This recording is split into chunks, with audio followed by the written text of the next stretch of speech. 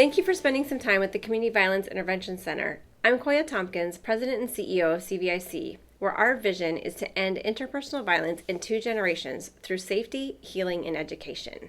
And you're in for a real treat today because we spend a lot of time in the trauma space talking about what's not working. And here today, we're going to talk about the prevention and education side of our work.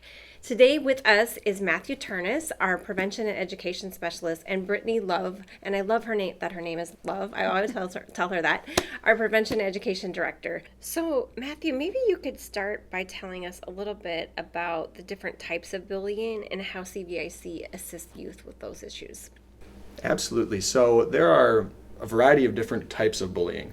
You see physical bullying, that's the pushing, the hitting, the shoving, verbal or written. So, saying mean things, calling people names, and that includes even online too. So in people's phones, their social medias. And then you see social bullying, doing things or saying things to make people look like or seem like an outcast in a group. And where CVIC comes in our prevention and education efforts, is we're going into schools, we're having conversations, we're doing presentations with, kiddos in 4th grade and 5th grade, 6th grade and on about, ways that we can have things like healthy friendships and healthy relationships. And, should there be a kiddo experiencing bullying or harm in any capacity, where CVIC can come in too, is we have, folks like youth therapists that are there ready to serve and help out kiddos.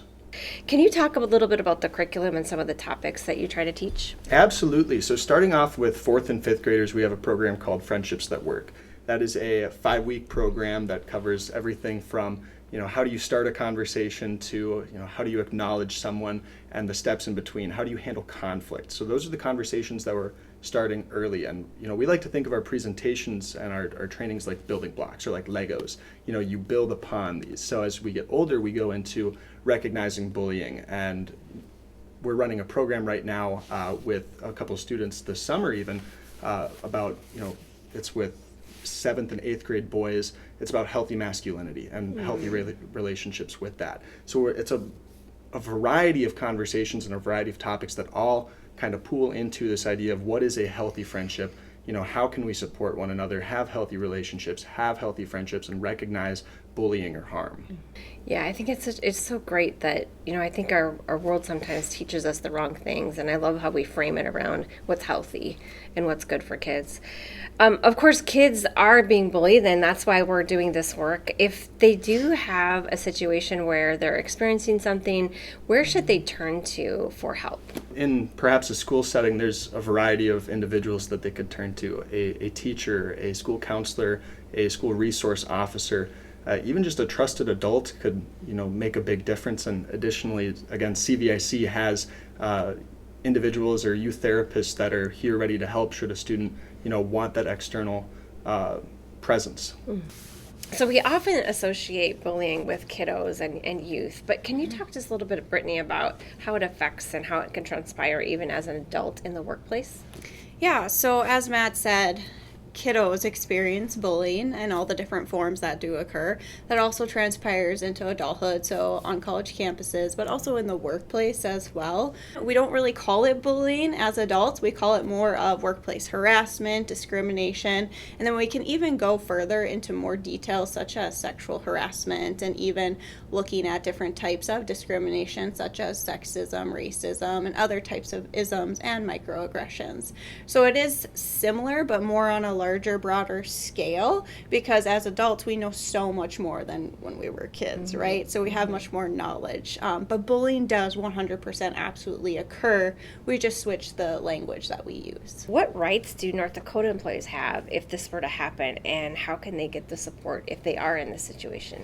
Every place of employment does have federal rights that they need to follow as well under the Department of Labor laws. So of course there's going to need to be discrimination policies in place and also sexual harassment policies in place as well. So those things should be clearly communicated with all staff so everyone can feel safe and they are in a safe environment. If someone is experiencing this type of harassment, discrimination, there should be set standards in place so they can go to someone when they are experiencing that type of harassment or discrimination. So of course every workplace may look a little different in their policies, but there is that standard federal law that we need to abide by. And I know CVIC also does quite a bit of work to foster safe environments and create thriving communities. Can you talk to us a little bit about our work in that space? So we strive to create places and workspaces where everyone can feel valued, respected, and thrive within their professional expertise. So if someone is experiencing perhaps a microaggression, or they're experiencing some type of harassment from a coworker or whoever that may be, hopefully we have created a safe environment where they can go to their supervisor, because that would be the direct person that they should go to, or we have a human resources director who is absolutely wonderful and lively. We love her so very much. So we have all these people that can help those employees feel safe and processes in place, because we have started to create a wonderful environment that strives for equity and justice based on these policies, procedures, and we also have a diversity, equity, inclusion, and accessibility committee starting soon. Well, I so appreciate you both being here, and we're actually going to get to talk with Matt again in our next time together about our Green Dot program and more work we're doing in the prevention space. So thank you so much to you both for being here. Thank you, Koya.